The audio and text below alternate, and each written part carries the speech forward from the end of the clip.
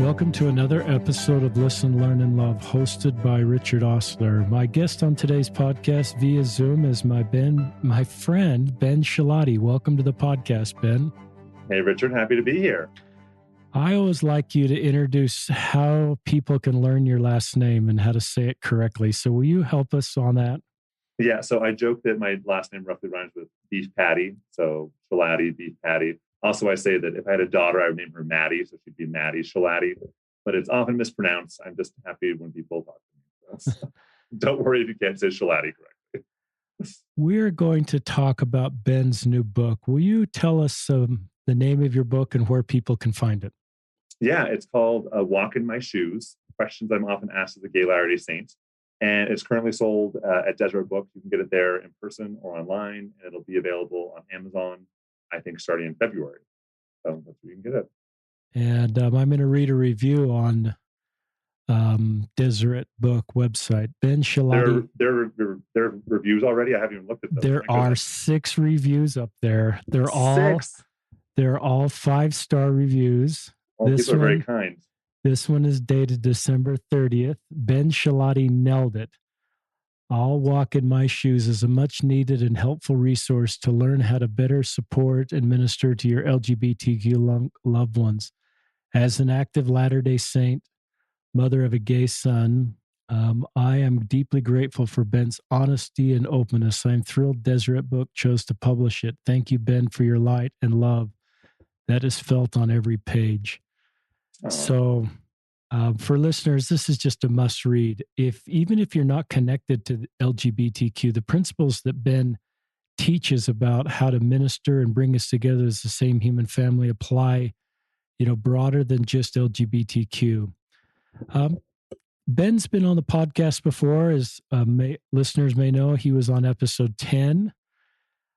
300 plus episodes ago. He's on episode 102, and this episode will be in the 300s. So I'm really grateful for Ben. Ben, as people may know, is really key to me as I became an ally as a singles ward bishop. I read everything Ben wrote as I just had this soft heart and this desire to get reprogrammed on LGBTQ issues. And Ben, very, very helpful to me and continues to be helpful to me. So I recognize his work in the Latter-day Saint community, helping us better understand. But why don't you give us an update on your life, Ben? Tell our listeners where you work and what age you are, and just a little bit about the people that don't know your station in life. Yeah, well, I'm currently 36. I'll be 37 next month, so I expect presents and cakes, please. I work full-time at the Honor Code office at BYU. And I should also say that I'm here just speaking as Ben Schilaty. I'm not representing BYU in any way right now, just me speaking personally.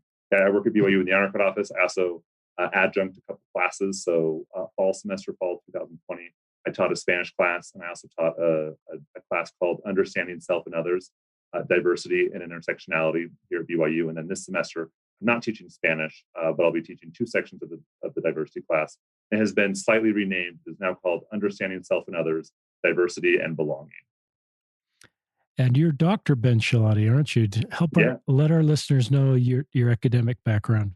Yeah, so I have too many graduate degrees. So I did a PhD at the University of Arizona in second language acquisition and teaching. So my plan was to become a Spanish professor. And then as I was finishing up that degree, I had started a support group for LGBTQ Latter-day Saints in Tucson, where I was doing my degree. And I just, as I got to know more and more people, I just saw more need, and just my level of my ability to help was a bit hindered. Like when someone would call and say they were suicidal, like I didn't know what to do. I thought, well, I need to get trained so I can help people. I help people who are in crisis and struggling. So after finishing my PhD in Arizona, I immediately started a master's in social work at BYU to become a therapist. And so I'm also a trained therapist. I stopped doing therapy in September, I think it was, just a couple months ago, just because with teaching part-time and working full-time and then therapy part-time, it was just too many jobs. So I cut therapy loose. But I use my therapy skills every day, and I'm so glad I did that. And maybe I'll get back into it more. Thanks for all you're doing. Talk about this class at BYU. I recognize you're an honor code officer, and that is, but you're also teaching This is a really cool class, and I think you've had Terrell Givens and other guest speakers. Talk a little bit about that class at BYU, and is it out of one department, and is it available to any BYU student could enroll? Yeah, so it's taught through student development. So it's a 2-credit elective. So anyone can take it at BYU. And the class grew out of me just getting to know a lot of BYU students and seeing that, any like hateful or inappropriate things that happened with regards to, talking about LGBTQ students or students of color, just came from a place of just ignorance. And that when students became educated, that they did better. And in Zion is a place where people have one heart and one mind. I just really felt this need to help, like, provide a place where students really get to know one another better. And as I saw people have conversations about potentially divisive topics, I just saw a lot of talking past people instead of having real conversations. So the class, the first couple of weeks of the class, just kind of lay a groundwork of how to have difficult conversations. How to find common ground, how to build on that common ground, and how to have respectful dialogue about really tough topics. And we practice this and model it in class for the first couple of weeks. And then the rest of the class is focused on 7 different typically marginalized groups. So we talk about people with different racial backgrounds, LGBTQ plus, women and gender minorities. We talk about people who have immigrated to the U.S. and people of different socioeconomic backgrounds, and also people who have different belief systems or who are going through a faith crisis. And the point of all of it is to say, we're going to get to know people in these different groups. And so I have different guest speakers come from the different marginalized groups to just share their stories. And then the readings are all about getting to know people's stories. And it's a very introductory class. But the idea is, let's get to know people, let's have conversations. And a lot of the readings on purpose, I like pick a chapter from a book or an episode from a podcast. So if someone likes that reading, then they can go and read more on their own. It's a very dipping your foot into what it means to be into diversity. And hopefully, the whole goal is that students come away with a better understanding of themselves too. How does my socioeconomic background, how does my race, how does my gender, how do all these things fit into who I am and make me who I am? So that's what it's all about. That's cool. What's your vision for that class? Do you hope to teach that? And what's your vision? Do you hope to be at BYU for a long time and do more of this kind of work? Give us a feeling for, and I guess no one knows exactly their future, but when you think about your future, and where does that take you? Yeah, BYU has stuck with me until I retire. I love it here. Awesome. So I see myself staying at BYU. I'll stay in the honor code office, for as long as it's the right place for me to be. And I plan on staying here, 7 years. In BYU administration, you typically move around every 5 to 7 years. So who knows how long I'll end up here. But I love teaching. Like, I'm a teacher at heart. So I'm so thrilled that my supervisors have allowed me to teach a class in addition to my normal duties. So I would love to keep teaching every semester. I would love for this class to be offered more broadly. I would love for other people to teach it as well. I would love for it to be something that students can take for years to come. And I've got a lot of feedback from my students last semester. I'm making the class hopefully better this semester. And, I just hope to keep improving it. And I've always loved teaching religion. So I would love to adjunct a religion class in the future, but who knows? I don't know. Right now, I just love where I am, and we'll see where the next path, where the path takes me. It's really cool. I did a podcast with Patrick Mason, and he has a new book, and he kind of talks about the 3rd century of the Restoration, and he talks a lot about we're at a point as a church, maturity-wise and infrastructure-wise, where we can do more of the kind of things that you just listed here.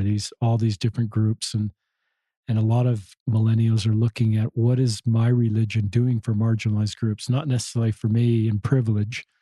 For those of you listeners that are in the middle of privilege, but more for what am I and what's my faith doing? So it seems like this is very timely, Ben.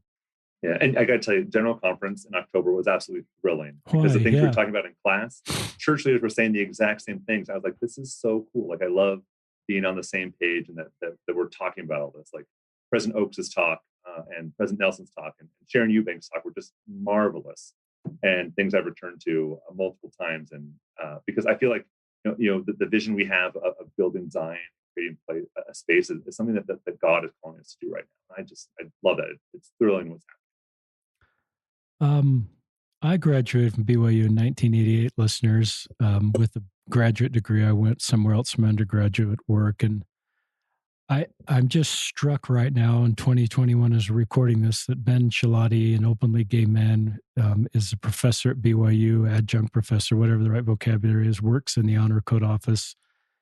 And do you ever just like go, I can't quite believe, and I talk about you, Ben, at times with people, and I say, well, the church is making progress because, this is an example of where we're making progress. And just, do you ever like kind of go, wow, this is not, this is really awesome. Yeah. So I should tell you, when I was doing my PhD in Arizona, I did not like it at first. I almost quit every semester. The first 4 semesters I was there, it didn't feel, it just wasn't clicking with me. And so I was home one summer and I asked my dad for a blessing before going back to school. And the blessing, he basically told me that I should finish my degree and that in the future I would have a job in a position that would be surprising to me, that I would love. And even 2.5 years ago, I would have been shocked if you had said I'd be working in the honor code office and doing what I'm doing. Like I didn't envision like what I do now. I had no idea even just a couple of years ago I'd be doing these things, and I love it. Like I love what I'm doing. So I do often look back with awe and think like, how did I get here? And then looking forward, I'm like, where am I going to go? Like what is the future going to look like? And I don't know, because my life has been so unexpected, but also so wonderful, that looking forward, I'm like, who knows what's going to happen? But I'm just going to do the best I can and trust that it's going to be really beautiful. And I just love the hope that you give younger LGBTQ people because, you're 30, whatever said 36. And if I'm thinking of the younger LGBTQ people at BYU or other church schools in their 20s, and they now at least can see people 10, 15 years ahead of them, and how they're able to contribute to our faith or to a college. And it just gives them hope. And that's something that has changed. I assume when you attended BYU, there was no one like you. There was no Ben Schilaty in your life. Yeah, Doing the kind of things you are. And so I just, you're a trailblazer, and you're opening doors for people and giving vision and hope to other people. Yeah, thank you, Richard. I appreciate that. And I hope that I don't want to give hope to people in a way like, oh, maybe I could have a life like Ben or live like Ben. Like, I want everyone to like live their best life and be the best version of themselves. And when I was an undergrad here, I graduated in 2008 with my undergraduate degree. I didn't know any other gay students. Wow. There weren't any openly gay faculty. It was not something that was talked about. So a lot has changed. And honestly, a lot of that changed while I wasn't here. And like USGA, the Club for LGBT students, that's not affiliated with BYU, but is made up of BYU students. Like that started while I was gone, and I'm just building on work that was already happening, and more people are going to build on the work that I'm doing. It's like I don't feel like I started anything or did anything miraculous. I'm just contributing to what had already been. It's cool. You're very good at. That's cool. But sometimes I go to 40,000 foot level and I realize how much has changed. When you say, I think you said 2008, you were a student at BYU. That's 13 years ago, roughly. And you knew no other openly gay students at BYU. And now that's completely changed. And listeners, I think that's a good thing. I think the shame that creates about being isolated can be really hard. And you know that, Ben, but being open and being authentic and having community to support this part about you. Satan's tool, in my mind, is one of his biggest tools, shame. And being open and authentic is one of the greatest ways to eliminate shame. More thoughts on that? Yeah, I think sometimes people just need a space. They just need someone to talk to. And so my supervisor has been so kind, and he gives me lots of time to be able to talk to students who want to talk. So all students reach out and they'll be like, I'm gay, can I come talk to you? And I say, sure. And they come to my office and we chat. And so, any BYU student who's listening to this, like if you want to just chat, like I'd love to have you come by and we can just talk about life. And I just love to hear your story and see where you are. And I found a lot of people just need a space where they can be them. And I want to be that person where someone can say, this is what's going on in my life. And I want to be someone who can just listen without judgment and just be with them on their journey.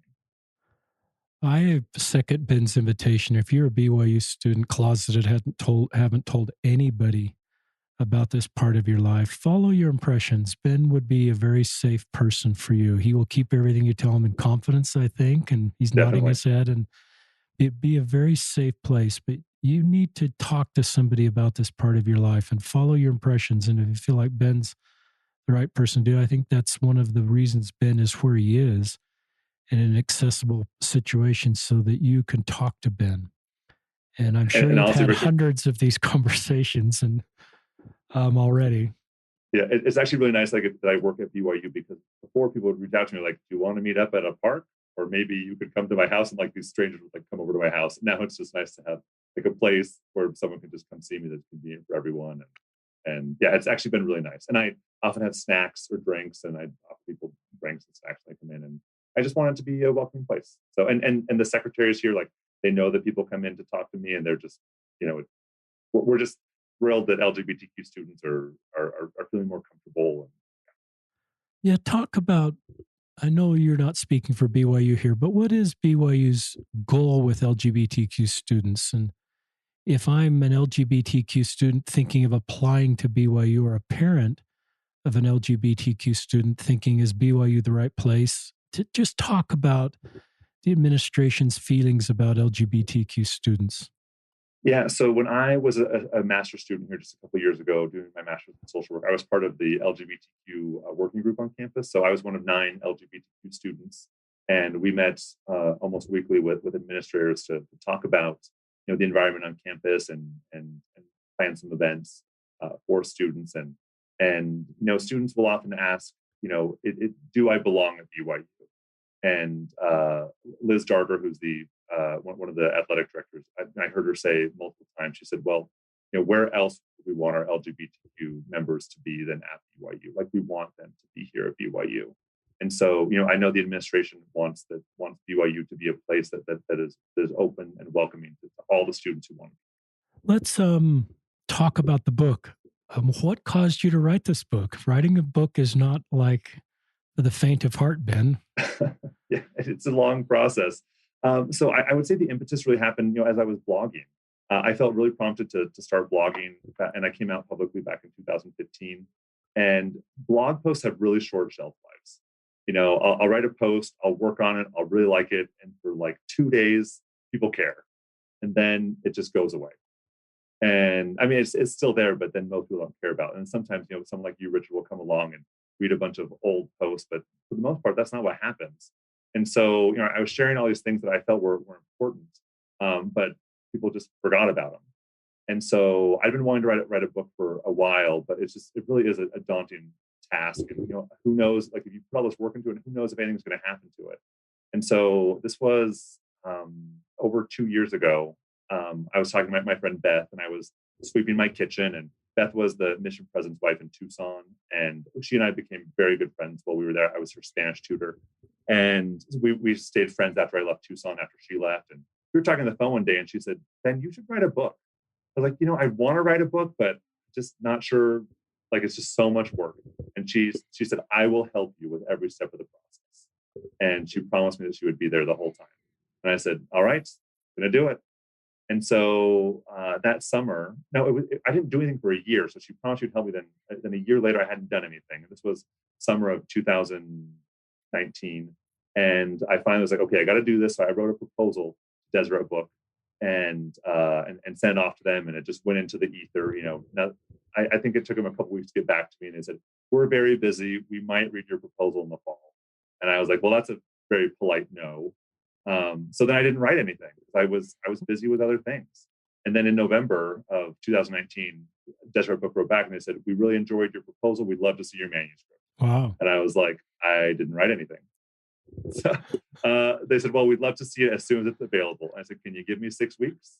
And they said, "As soon as you have it, we'd love to see it." So I then talked to my friend Beth, and she helped me the whole way. And over the next 7 weeks, I wrote basically what is the book now. 7 weeks. Yeah, Wow. it was all I did. I didn't go to the gym. I didn't hang out with a lot of people. Over Christmas break, I was just writing nonstop, and it was really the main focus of my life for a month and a half.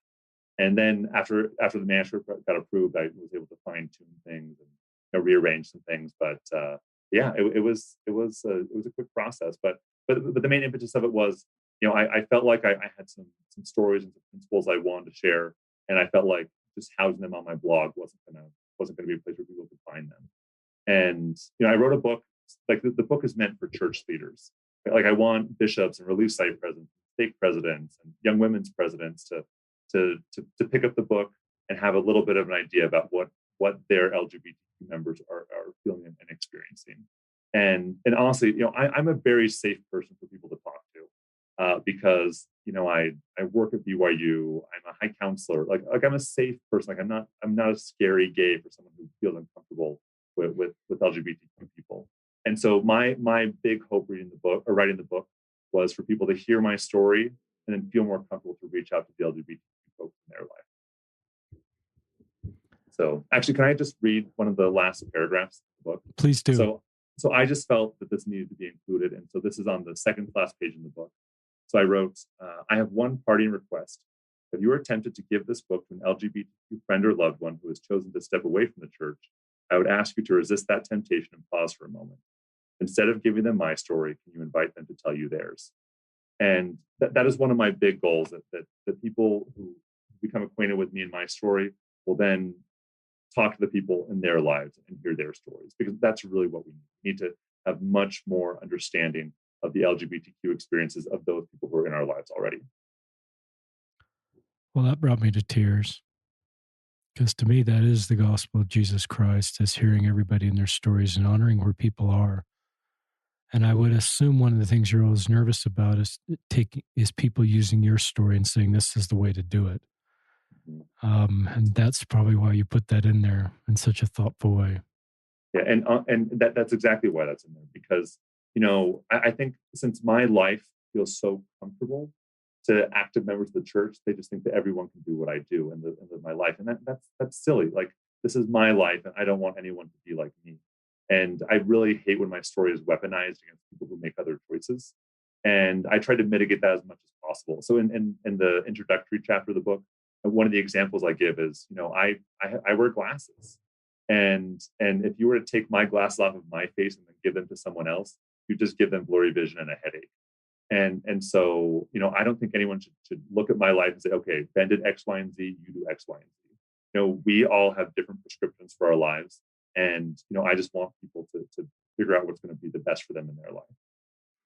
How should we treat LGBTQ people or straight people that separate themselves from our church and choose a path that's outside of, the church path?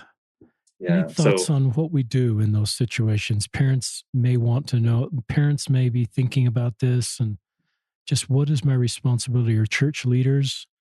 Give us some thoughts on that, Ben.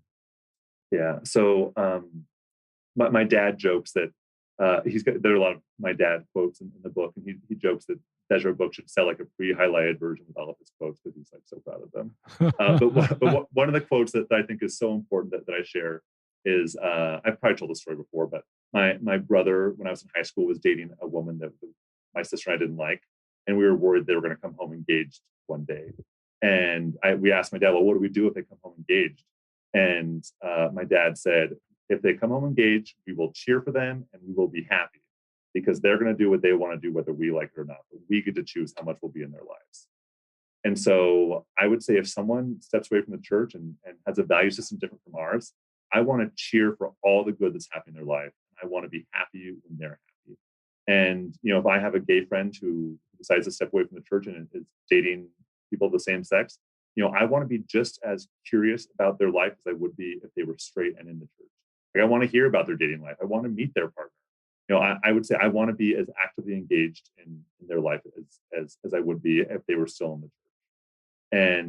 And sometimes people might have harsh feelings towards the church and maybe and negative feelings, and want to express those. And I want to be able to hear those in a way that I can let them know that I'm a safe person to talk to, and that their disaffiliation doesn't mean that they're disaffiliating from me in my life. And, I think Elder Ballard talked about this in a BYU devotional back in 2017. And he said, what do we do when someone leaves the church, basically? And he said, don't preach to them. They already know our doctrine. They don't need another lecture. what people need is to be loved. And so, I want to include someone actively in my life, even if they've chosen to step away from the church. Yeah, and I love that. And I think that's part of your life mission to bring us together as the same human family. And it's easy to do that when we're just around people that are just like us, have the same beliefs, same sexual orientation, same.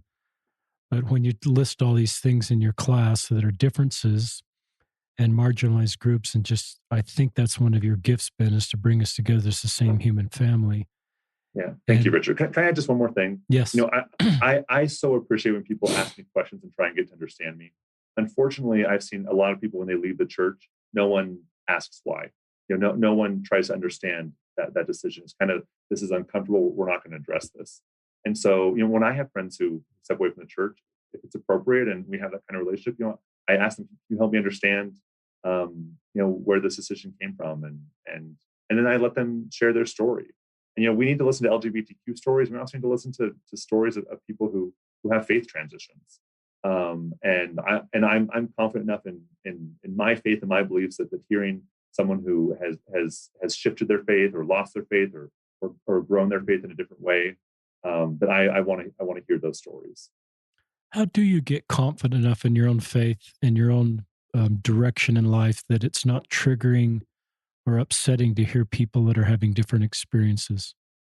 Yeah, I think it's all about what Alma said in Alma 32 about, planting the word and how it's like a seed, and if you plant it, it will grow. So, I do a lot to nourish my faith. There are daily practices that I have that are really important to me, and also I think just naturally I have an internal locus of control, like I am making decisions based on me and not on what's happening around me. At least that's what I aim to do. And so, when someone makes a choice that's different than mine, it doesn't affect the choices I make, because these are choices I made intentionally for me. I'd like you to keep talking about the book, anything you want to talk about the book. If there's local leaders, since the book's kind of written to local leaders, things that you particularly want them to learn from the book. Yeah. So there are a couple chapters that I really wanted to have in here that I'm very grateful that Deseret Book let me keep in. I tell normal like stories of coming out and coming to realize I was gay that I think have already been shared, and I'm just adding to those stories. In Tom Christofferson's book, he talked about the November 2015 policy. When he wrote the book, that policy was still in place. So I have a chapter on the policy, just talking about when it was instituted, what it was like during the policy, then what it was like to have it be reversed. And I think that's a really important chapter for people to understand what that process was, what those years were like for someone like me, who is actively engaged in the church and trying to remain in the church.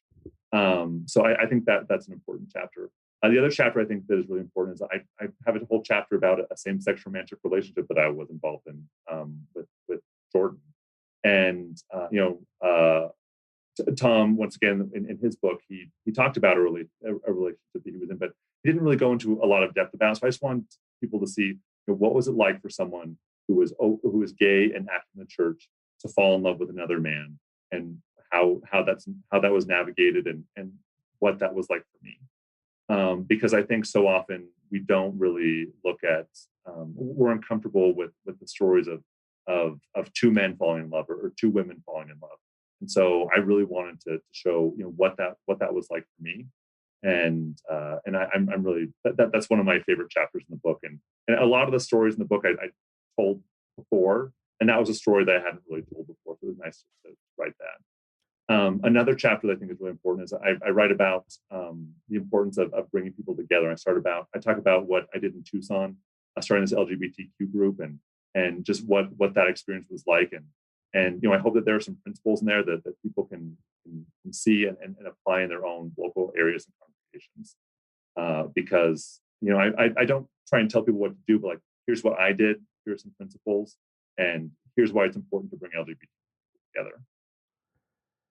Talk about just why that relation. Talk more about that relationship that you haven't talked too much. You fell in love. A pretty natural thing if your sexual orientation's towards men to fall in love with a man. So that happened in your life. Just talk a little bit more how you navigated that, and why you ended up, I assume, ending that relationship, and so you could stay in full fellowship in the church, and sort of the sacrifice of that. That's obviously something. When I was at BYU, I didn't have this trade-off between falling in love with someone I was wired to fall in love with and fully participating in the church. Yeah. A great question, Richard. Thank you. I wasn't looking to start a relationship. I wasn't on a dating app. I didn't even have a smartphone back then. I wasn't trying to date. It just like we met and became friends and just became really close. And but before either of us had even come out to the other one, like Jordan told me that he loved me. And I remember thinking, oh, well, he means it's like a brotherly love kind of way. But at the same time, it like felt so good on the inside that he like said that he loved me. And then after we came out to each other, he's like, well, maybe we can't flirt anymore, because we've obviously been flirting, but like no one had like talked about the elephant in the room. I was like, actually, let's keep flirting. It's kind of fun. And so it just kind of built over time, and we talked every day. This was a long distance relationship. I was in Arizona and he was in Utah. And so, it was very much just like we were friends who just like really loved each other.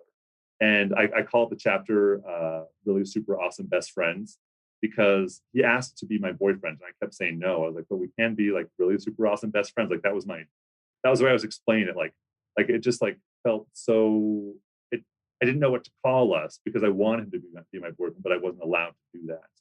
And then I came up to Utah for something work related in April, after we'd been talking for almost every day for months. And I stayed at his house, at his parents' house. He was still living with his parents, and I spent the weekend there. And I set like some ground rules about like what we could and couldn't do. And definitely off the table was like holding hands and kissing. And then he picked me up at the airport and he said, "Is it okay if we hold hands?" And in the car, and I said, "No, we're not going to hold hands." I stuck with my guns. And then in the next 10 minutes, I just like thought about all the times I'd held hands with women and I hadn't wanted to, how it always felt so forced. I was like, but I want to hold his hand. Like this feels natural. And so 10 minutes later, I changed my mind and we held hands. It was great. And then he wanted to kiss me and I said no. And a couple of days later, I gave in and we kissed. And it was like, I kissed a girl before and it was terrible. And this just feels so good and so normal and just felt so natural. And just like, and I was like, I get it. Like, I get why people kiss each other. Like, I didn't get it before, but like now I get it. Like, I get this thing that so many humans want to do. And so it was really wonderful. And then I went back to Arizona and I talked to Jordan again. I was like, Jordan, we can't do this anymore. Like, we can't kiss. We can't be physical. Like, we can be friends, but we can't have a physical relationship. I can't have a boyfriend. And after that, he was like, Ben, this isn't going to work. Like, I want to be in a real relationship and you can't do that. So things are done. And our friendship basically ended. And I went to Peru to work for the summer. I was supposed to be there all summer. I lasted half the summer because I was so sad and I was just so homesick, which was not like me. I've lived away from home most of my adult life. And I just had to go home. And so I came home halfway through the summer and I got in my car in Arizona and I immediately drove up to Utah. And I told Jordan that I had changed my mind, that I was going to pick him over the church, that our relationship was so important that I was going to pick him over the church. And he was so wise and so kind. And he said, Ben, I know you better than that. You would pick the church over me. And he said, this isn't going to happen. So I got back in my car and I drove up to Washington to my parents' house and just unloaded everything on them. And they were just like so good and so kind with it all. And I feel like the reason that this is important is people look at me and they're like, Ben, you are like so good and so faithful and so strong, and people's words, not mine. But the truth is like I was one Jordan's decision away from stepping away. Like if he had said, okay, Ben, let's do this. Let's work on getting married, like work towards marriage. Like who knows where it'd be now. And I just want people to understand like the complexity of these choices that we're all making. And it was such a tough decision for me to, like, all these decisions have been really tough for me to make. And, who knows if Jordan said, let's date, like what would have happened? Like, I don't know, because that's not the path that happened. But I'm very grateful for where I am right now. So my hope with these stories is that people can just see some of the complexity and not just say, oh, well, just make this choice. Ben made this choice. And the truth is, like, stay in the church at that moment, like, wasn't the choice I made. It was the choice that was made for me. And then as I thought more and prayed, I felt like internally the choice that I wanted to make was to move forward in the church. I love that you shared that on the podcast right now and in the book. And I think it takes courage and vulnerability just to be open like that. I think it's, you know, listeners, the church teaches that sexual orientation isn't a choice and you can't change this. So Ben is just wired to be gay. And so it would be very normal for him to have crushes on guys and want to hold a hand, want to kiss. And I think if we de-shame that part of the equation, then people just make better decisions. So I think Ben sharing that to me isn't a sign of he's not committed to the church or he's advocating something. I think he's just sharing his personal journey to help us understand the complexity of his road. And I think it's great that he shared that. It might have made me uncomfortable 10 years ago to hear that. It doesn't now, Ben, because I just recognize that's how you're wired. And it would be really pretty normal for you to have those kind of experiences with guys that I was having with women at BYU. And that's just the reality of our two lives.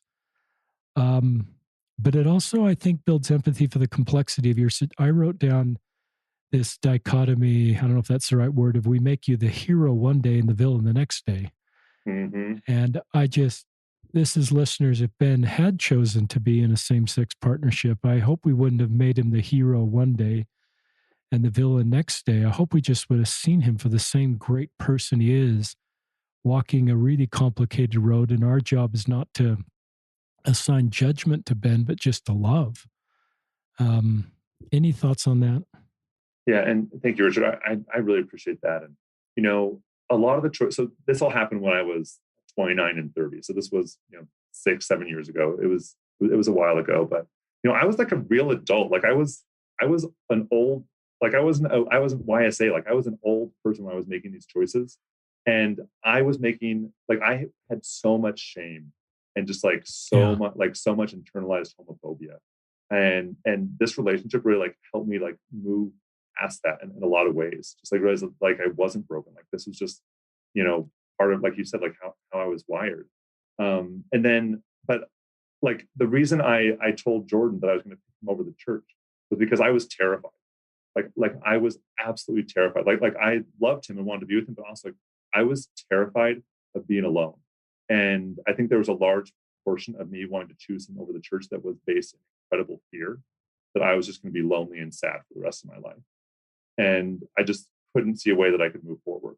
And I know a lot of people who are in that place right now, where it's they're just so terrified about their futures. And I was lucky enough that I spent a whole month at my parents' house during that summer, where they just told me all these just beautiful things, just told me choose what you want to do, we're going to be here for you, and I got to see that I wasn't going to be alone on this journey. And so I don't think I did anything incredibly miraculous. I was making fear-based choices, and spending time with my parents helped me make faith-based choices and choices based on love. And once I was able to see that my family was going to be with me no matter what, that's when I got to take time to say, well, what do I want my future to look like? What do I want to do? And that's when I kind of stopped thinking about my future and thinking, okay, well, what is my 10-year plan? I was like, okay, I don't know. What is my 1-year plan? What am I going to do tomorrow? What am I going to do in the next 3 months? As I started praying about that, I just felt really compelled and called by God to continue living church teachings. And so while it wasn't an external thing before, it then became an internal thing. And so, I'm no hero. I'm just someone who used to make decisions based on fear. And now I try and make decisions based on faith. And it's led me to a place that I never thought I'd be in. I can't imagine a future where I would be outside of the church. I just don't see that happening. But at the same time, I don't know what my life is going to look like in 10 years. But I trust that God will guide my next step. Talk about the policy statements, just anything you want to reference from that chapter that's instructive to listeners about how to why you talked about that and some principles of that. Yeah.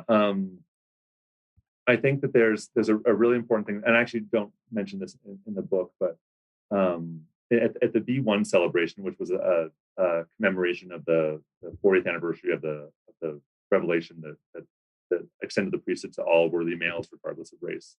I went to that, and President Oakes gave a talk there, and one of the things he said was that he had prayed about the restriction before it was lifted, and he had studied out all the reasons for why it had been given, and how none of them he never felt the spiritual confirmation of any of them. And I'm paraphrasing. You can read the Yeah, actual quote. that's what I think. Right. And I remember him saying that, just being so struck that he's saying, these reasons were given for the policy, but they just never felt right to me. So basically in the chapter, I talk about, the November 2015 policy. I prayed about it and pondered about it, but it just never felt right to me. Like all the reasons that were given just never felt right to me. And I felt like someday it would go away because it just didn't feel right to me. And the more I talked about it, the more I prayed about it, like the more and more it just didn't feel right in my mind or my heart. And yet I felt like I could move forward in faith in the church. And that's what I did. And I talk about this moment when a few months after the policy, President Nelson, who I think was then president of the Quorum of the 12, he said the policy came by revelation. And that just was a dagger to my heart. I was like, how could this thing that doesn't feel right to me be a revelation? And then when he was called to be president of the church, like that, I remembered that moment. He said that it was a revelation. And I just didn't trust him. Like I had trouble trusting him as the prophet. I was really concerned. And I remember, raising my arm to the square as he was being sustained, just feeling this electric feeling of the Spirit, just this immense confirmation that he was the person that God had called to be the prophet. And I feel like I got such a strong impression because I needed it, because I was concerned.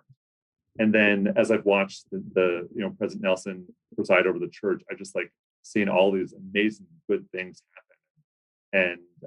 And then on the day that the priesthood or the revelation was or the policy was reversed, I remember I was sitting in a class at BYU, and you would actually text me. You said, I heard something's going to happen in a little bit. And I didn't know what it was. And 10 minutes later, it came out on KSL or something. And I was in class. I was like, I got to go. So I just stepped out of class and just went and sat in the hallway. And I said a prayer of thanks. But I just wanted to cry. I just wanted to feel all my feelings. And I just didn't. I just didn't feel anything. And then I went back into my class, and my teacher asked me what happened. So I told her, and people were happy and congratulatory, and I was happy too, but I just wasn't sure what to feel.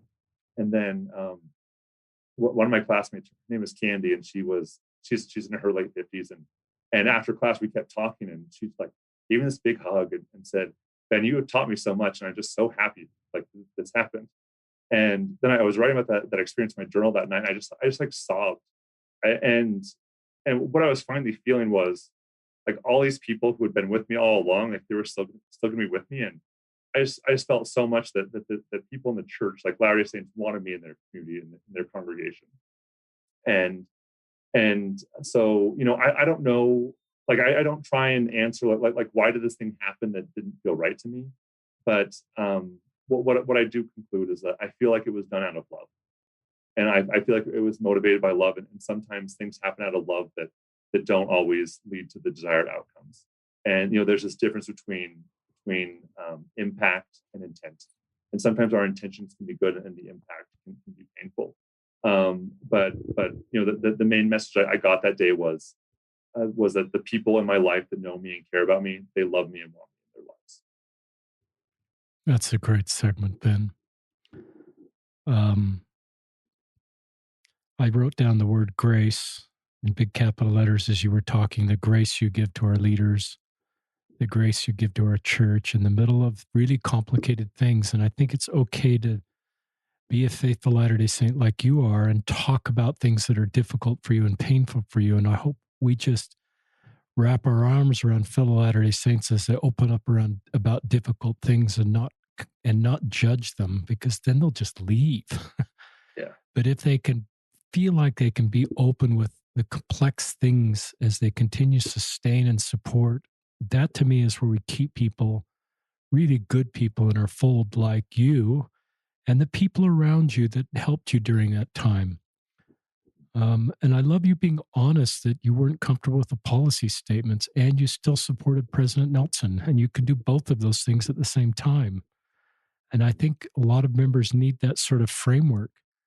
I was uncomfortable about the policy statements. I talked a little bit about in my book. It was, probably one of the things that made me sort of say, okay, I'm going to listen to LGBTQ people tell me about LGBTQ people now, because I just felt like I wanted to really listen. So it had a little different impact on me, but it also, I learned a lot. Yeah, and Richard, I think that takes maturity to be able to say, there's this thing that makes me feel uncomfortable, it doesn't feel right. and yet I'm going to move forward. And I'm not saying what anyone should or shouldn't do, of course, but I was at a place where I felt like something painful at church could happen, and yet I felt like I could move forward. And I thought about, I finished writing the book almost a year ago, and I've continued thinking about these things, and the truth is that Zion it can be a toxic place for people. Like really terrible things have happened to me, like at church, and that's because as Elder Holland said once in General Conference, like God only has imperfect people to work with. That must be terribly frustrating for him. Yet he deals with it, and so can we. And Zion is a place of imperfect people trying to be perfect. And when you put in people perfect together, some toxic and terrible things are going to happen. And despite the things that have happened that have been really painful, like this is where I feel called to be. This is where I feel called to be part of the body of Christ, and where I feel called to build His kingdom. And yeah, so I think it takes spiritual maturity to be in a place where you can say, I don't feel comfortable with this, and yet I'm going to move forward. I've certainly learned that church can hurt and it can be difficult and toxic for people, and have a testimony for a restored gospel. So I'm with you on that. And I think I call it church generated pain, Ben. If the pain that comes into your life isn't connected to the church, it's easier to turn to the church to heal that pain. But if the pain coming into your life is from the church, it's more complex to lean back into the church to heal that pain. And maybe that's any thoughts for just listeners that have felt this kind of church generated pain, or felt some of the talk, just felt some of the things, and still want to kind of get through that so that they can stay in the church. They'd actually love to find a way to stay in the church and navigate these difficult experiences they've had. Yeah. I would say it's really important to just be honest about your feelings. I don't think that there's any way that what I would tell my clients in therapy is, we often like should ourselves, like, well, I should be doing this. I should be feeling this way. And, what I tell people is feelings are just information. Our feelings help us know like what's going on. And so if you're feeling like something's hard or painful, that's not something you should push away, but I would lean into that and explore it. And I would talk to people who you trust, who you can openly share your feelings with, and explore those. And I had a number of people in my life who, when I would talk about tough things happening, they wouldn't say, "Oh, just pray about it, just have faith." Like they listened and they let me explore those feelings. And that was a really healthy, helpful thing for me. So I would say, let yourself feel your feelings, and then talk to trusted people that you can explore those feelings with. And I have found that only a handful of times in my life has someone like needed to tell me what I needed to do. Most of the time, the answer was already inside of me, and I just needed to discover it while I was talking. And so I would say find someone that you can talk to and just explore your feelings with, because I don't know what you should do, and as you figure out what to do, it's important to explore what's going on with some trust. Other things you'd like to share from the book? Yeah, my mom is a main character in the book, and I think who I am is really a credit to her and my dad. I was raised really remarkably by two incredibly affirming people, and I didn't realize I was weird until I was older. That being raised by loving, kind, affirming people wasn't necessarily the norm. So I just my mom has pretty advanced Alzheimer's now, and I'm just so thrilled that people get to know her a little bit through the book, and that her memory will live on for quite a while. Another thing I want to share that isn't like, so the first people that came out were my friends Mitch and Craig, and as after the book was done, I thought, well, who am I going to dedicate the book to? And I felt an incredible prompting to dedicate the book to Mitch and Craig. And I actually gave Mitch his copy when I was in Washington during Christmas, and he said this is too kind, like dedicating a book like this is too much. And I said, no, this is the right thing to do, because you responded like the right way, like you were the people I needed to talk to at that moment. And I hope that people will know like what a sacred experience it is when someone comes out to you. And because to me, like that experience was so sacred that I wanted to memorialize that by dedicating the book to them. So that's something people might just like brush over reading it, but that really is a message I want I want straight people to have is the sacredness of being let into someone's life. And it's your time to listen and not your time to talk. And that happens. Talk about your podcasts. I want to make sure people listening to this podcast connect with your podcast, because your podcast, along with Charlie Bird, your co-host, is awesome. So tell us about that podcast. So it came out of it came out of nowhere. It wasn't something I was expecting to do. So when I finished the project, I'm always like, okay, well, what is the next project? So I finished the first draft of my manuscript in January, and then in late January, I was on a panel at BYU. January of 2020, I was on a panel at BYU called Reconciling Faith and Sexuality. I was one of the panelists, and BYU students were allowed to submit questions for the panel. And I think we addressed one of the questions on the panel. And there was a list of like 20 questions that didn't get answered. And so I posted about this experience on Facebook, on being on this panel. One of my friends, her name is Lisa, and she messaged me that on a Sunday morning, a couple days after the panel on Facebook. And she said, Ben, these panels are really cool. I would love to go to them, but I can't. I'm a single mom. But it would be really great if you could just like do a podcast where you just answer people's questions. And I wrote her back. I was like, that's a lovely idea. I have no desire to do a podcast. I don't even know how to do that. It's too much work. And so I said no. And then I went to church that afternoon. And as I was sitting in sacrament meeting thinking about it, I just felt, shoot, I need to do this. This is what I need to do. And, I try and like see what the gaps are and like try and fill in gaps. And Richard, your podcast is beautiful because you have people like tell their stories. And that is awesome. But it's hard to like find the story that's meant for you. And so we thought, well, instead of having someone tell their whole story, we're just gonna have a guest and we'll just discuss a question. And we're not trying to answer the question; we're just going to discuss it with a guest every week. And so that's what we've tried to do. We started with this list of 20 questions from BYU students, and then people have submitted more questions as we've gone on. And so we're just going to do the podcast till we run out of questions. And I have no intention of doing the podcast long term. Once we're out of questions, I'm going to stop and I'll do something else with my life. But we've got 40 more questions to go so far. So you got another year of content probably. And then I'll do something else. But that's really where it came from. People having questions and our audience, the person we're talking to is, I picture like a 21-year-old BYU student recently home from their mission, realizing that their orientation is what it is, and that it might not change.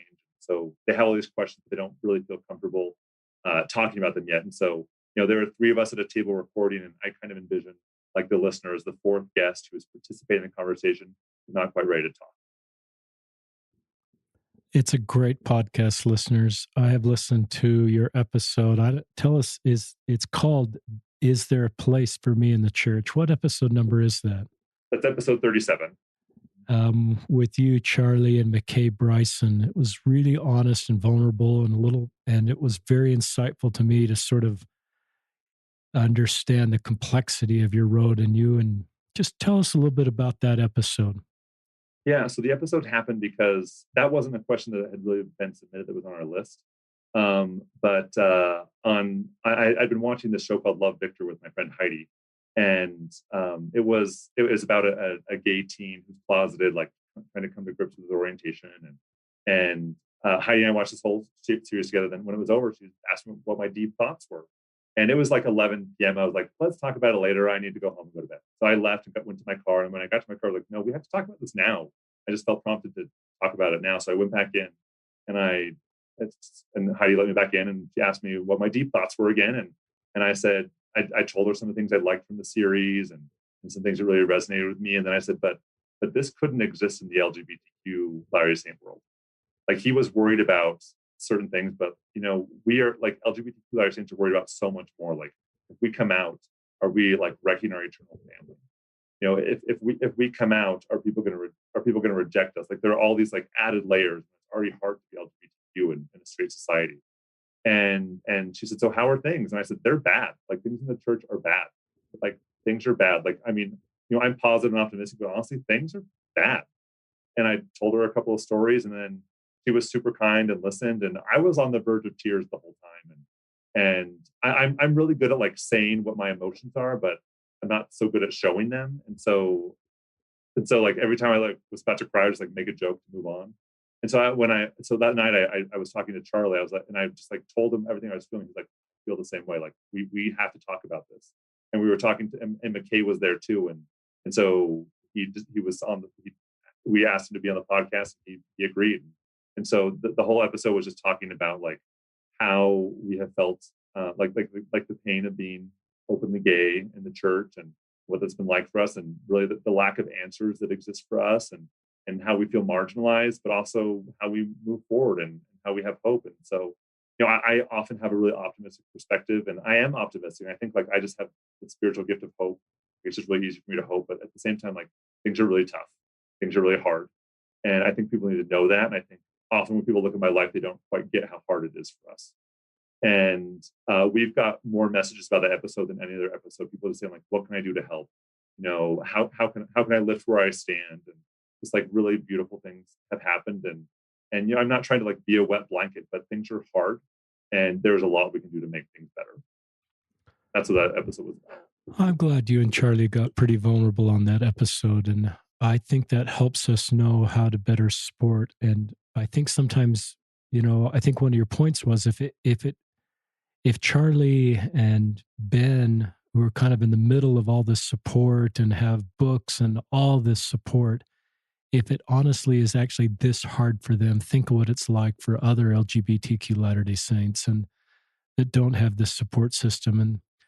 And all is not well in your life. I mean, it's a really, I mean, it hit me once when we did a fireside together, Ben, and in a Boston YSA ward. It was a Zoom fireside, and you and I both participated. And after we signed off, I thought about you because I went and told my wife about it, and she was interested in the fireside. And then coincidentally, my daughter's bishop, who's in another ward, was there, and he's texted her and said, "I heard your dad speak in this fireside. It was really good." But then I thought of you, Ben, and I thought, who in your life did you go share that you were just on this fireside with? And who do you have to just share your hardest and your best moments with? And I think you have a landlady and you read scriptures with your landlady, and I see that on social media, but that's different. And that's a small example, but listeners, I mean, this is an area where I think if I say as a podcast host, all is well, and I would be fooling myself and our listeners. We just have a lot of work to do in this space because everybody, in my opinion, should feel the balm of Gilead and have the same level of joy. And I recognize that LGBTQ Latter-day Saints are not having the same experience in our church as straight Latter-day Saints by and large. And I just say that I don't say that authoritatively, but just in my experience. And it's just, we have more work to do. Thoughts, Ben? Yeah, well, Richard, I think that's incredibly kind of you to just like put yourself in my place and kind of see what I might be experiencing. And sometimes I give firesides, and I used to give firesides in person, and I would get into my car and drive home by myself. And sometimes I'd have friends go, and I just really I appreciate that. But the truth is, like, I don't have a partner like you do, right? And that's that's one of the choices that I've made to move forward in my life the way that I have. And I think you hit on something really important. And there's a verse in 2 Nephi 28 where Nephi says that the devil will cheat our souls by getting us to say all is well in Zion, yea, Zion prospereth. So if we are saying all is well in Zion, that is the devil cheating our souls and leading us carefully down to hell, because all is not well in Zion. And it's not up for me to say what the church should and shouldn't do. Like that's not my stewardship or my role. But it is my job to say, okay, within my sphere of influence, what isn't well, and what can I do to make it better? Because things aren't going to be well until the Savior comes again. And so we need to be doing everything we can to make things better. And Richard, I think, as you were talking, one of the scriptures that came to my mind was from Acts chapter 15. And this is when a bunch of Gentiles start joining the church, and church leaders are kind of arguing about what they should do with these Gentiles. Like, should they be required to be circumcised and live the law of Moses or not? And so they're having this argument in Jerusalem.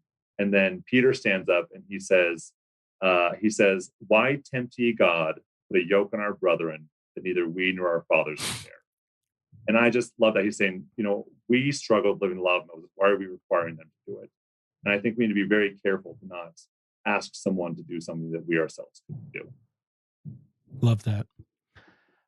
Talk about in episode 37, one of your gifts, Ben, is using the scriptures to create vision and teach principles. But you talk about the brother of Jared and taking us into this new unseen land before that we've never seen before. That I love that. And I'm pretty sure that's in episode 37. Share that with our listeners. And I don't know if it's in your book too, but it was just, it was great. So I just want to actually tie this into my book really fast. So when I submitted the original manuscript, the book, I knew it wasn't right. Like the ending wasn't right. And I ended by sharing this quote from President Nelson about how the joy in our life is less about the circumstances of our lives and more about the focus of our lives. That's how I ended it. It just didn't quite feel right. That quote is still in the book, but it's not the end anymore. And so after the book was approved, I was like, okay, how am I supposed to end this book? And I don't remember exactly how it happened, but I decided to end it by talking about the 16 small stones that the brother of Jared created, and how I was trying to create something that would bring light into the world. But if any light comes to the world because of my writing, like it isn't because of me, it's because God has sanctified my words to give light to other people. And so that's how I ended it. And so after writing like the new ending paragraphs, I sent them off to Beth, who'd been helping me with the whole process. And each chapter of my book is based on a question. And then she pointed out, she said, Ben, you answer 16 questions in your book. Like those are your 16 stones you're trying to like create and give to the world. And so ever since that moment, I was like, there is something like to the story of the brother of Jared. So I spent a lot of time was like thinking and pondering about the beginning, like that story of the brother of Jared.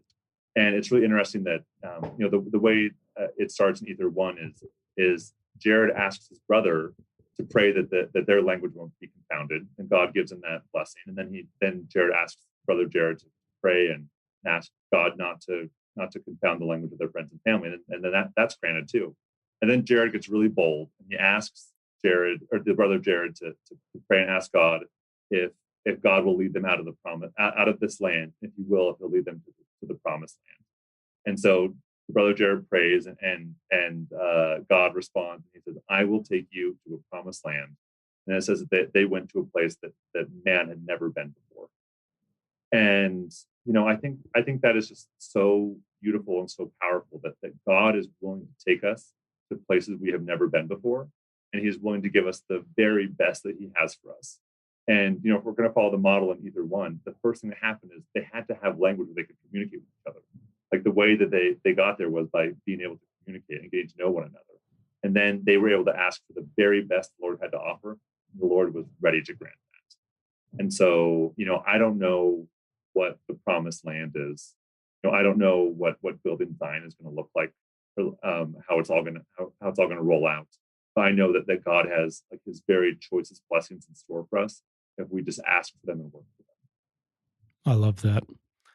I read scriptures kind of through LGBTQ ally eyes these days, Ben. I've been doing that for about 4 or 5 years, and what you just taught about the brother Jared and this new promised land, and how it could be a healthier, more healing land for all these different groups you talked about in your class, including LGBTQ, just seems like part of the ongoing restoration. Isn't it? Listeners, we live in this beautiful church where there's an ongoing restoration. To me, that gives me hope. Ben, would you love to have a life partner? Would you love to have a husband and fully participate in the church and not have to choose between the two? Yeah, that's a great question, Richard. I talk about in the book. I talk about a couple times where I was thinking about stepping away from the church. Like, it hasn't just been a one-time thing where I'm like, is this the right place for me? Yes, and then I'm good to go. Every once in a while I check in and I think, is this the right place for me? Am I supposed to move forward? Is having a same-sex partner the right thing? Is having a female partner, is that the right thing? And I just like check in with God with all what I feel are my life possibilities. And the more and more I do that as I check in with God, I just really feel like right now my life is supposed to be a life where I'm single. And I don't know what that's going to be like going forward.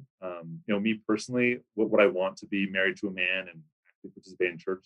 Yes, that is exactly what I would want. But more than that, what I want is to do God's will for me. And I feel like God's will for me, for Ben Schilaty, is the life I'm I'm trying to live right now. Like I'm trying my very best to live my life in accordance with God's will for me personally. And so would I want that? Yes. But more than anything, what I want is to ascertain God's will for me and then do it. It's a great answer, Ben. And I get tears in my eyes. I love your honesty of what you'd love. You'd love to have both of those parts about your love of the church and have a life partner, but you feel impressed. This is your path to walk. But I hope, listeners, that someone who is fully participating in the church that actually hopes that something changes or a door opens that allows them to have companionship and participate in the church. I hope we don't criticize people like Ben or any other LGBTQ Latter-day Saint and just acknowledge the complexity of their situation without criticizing them, that they hope that something changes. Listeners, I think it's part of our doctrine that our doctrine and our policy changes. I don't know God's will, and I'm not a leader of the church, so I don't sort of suggest what we should do. But if there's members or allies like me that hope that something changes as we continue to follow current teachings, especially for somebody like Ben and other LGBTQ Latter-day Saints, let's create safety where they can open up about the true hopes of their heart without feeling judged, because I think they're more likely to just feel like they belong with us and feel like people are mourning with them where they are in reality. And are you okay with that, Ben? Yeah, I think that's great. I think that if someone is openly saying, like, I hope the church changes, I think it should allow same-sex marriages. I think that we need to be very careful not to judge that person. I also just want to be clear that, like, that's not what I'm saying. People like accuse me of having an agenda every once in a while, and like this is my agenda. Like, I am not trying to change the church. I am not trying to influence any doctrinal or policy changes. Like, that's not my goal at all.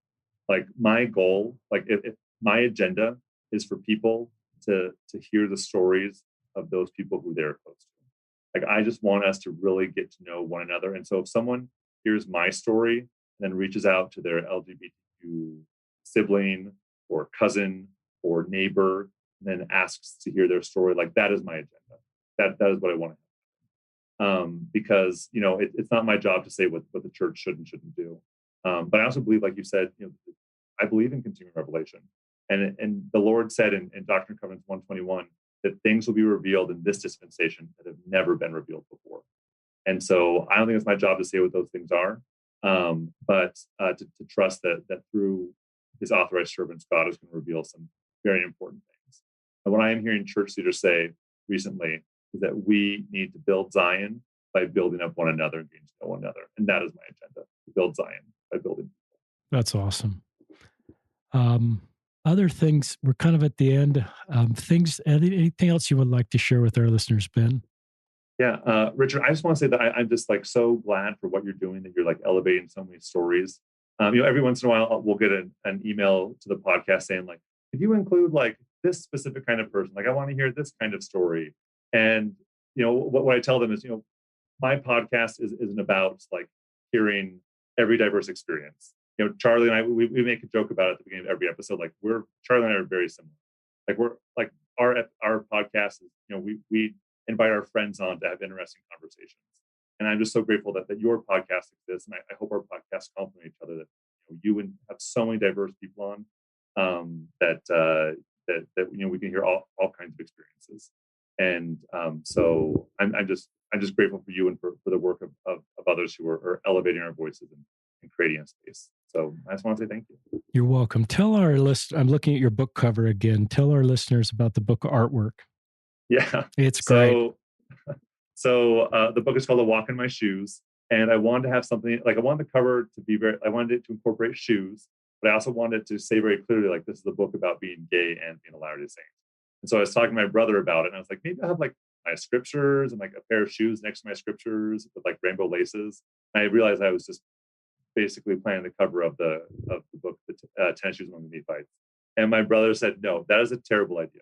You should be sitting in a metal chair in the overflow wearing rainbow socks. I was like, that's perfect. So I pitched the idea to Deseret Book, and they loved it. And then my friend Deb like drew a little mock-up of it. And then on the day we did the photo shoot, they like had that little drawing that Deb did, like, okay, we want to look just like this. And that's what it looks like. It looks just like the drawing Deb did. So I wanted people to see the cover, know this is a book about being gay and being a Latter-day Saint, because who doesn't recognize that metal chair? It's a great cover artwork. I just love the rainbow socks there. And I love that your dad wears a rainbow tie to church pretty frequently, for what you've said and just the support you have of your family. Yeah, it's funny. I was home for Christmas just now, and while I was home, my family and I watched 2 LGBT themed movies.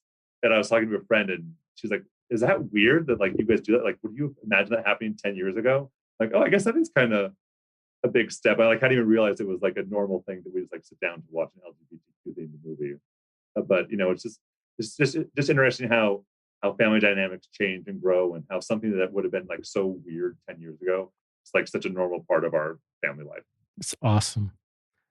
Listeners, please go read Ben's book. I'll walk in my shoes. Questions I'm often asked as a gay Latter-day Saint. It's at Deseret Book. It's at Amazon in February. And share it with your local leaders. As Ben said, Relief Society presidents, bishops, stakes presidents. I just recognize, as Ben knows very well, that there's a need for content in this space. And this is a great book. It helped me, Ben's blogs. So this book will help all of you. And I just encourage you to share it with others and help us to come together as Zion. I encourage just love of our LGBTQ members. I don't like when I hear sometimes some referred to as faithful, the way they're walking this road as an LGBTQ Latter-day Saint, and some less faithful. Let's just don't judge anybody. And as Ben's teaching, let's just come together as the same human family and recognize that LGBTQ Latter-day Saints are going to walk a wide variety of roads. And our job is to love them, support them, and keep them in the circle of our family and honor their individual choices. If we really own our restored doctrine, I think we'd be at peace that they're Heavenly Father's children. He loves them, and we can just leave any judgment to our Savior and his perfect understanding. And that's relieving, because then we, as Ben is teaching and so many people have done in Ben's life, is just love and support and be kind. And please check out Ben and Charlie's podcast. It is awesome. If you haven't read any of the episodes, listened to any of the episodes, please start with episode 37. It's powerful. But all those episodes are great. And I love other, as a podcast guy, I like other podcasts to be successful. I've always felt my job as an ally is not to sort of say, is to just bring voice to other podcasts and other books. And so that makes me happy that this kind of podcast exists. Any final thoughts, Ben, before we sign off? Yeah, once again, just thank you, Richard. Thank you for what you do and for inviting me on. Appreciate what you do. All right, this is Ben Schilaty and Richard Ostler signing off on another episode of Listen, Learn, and Love.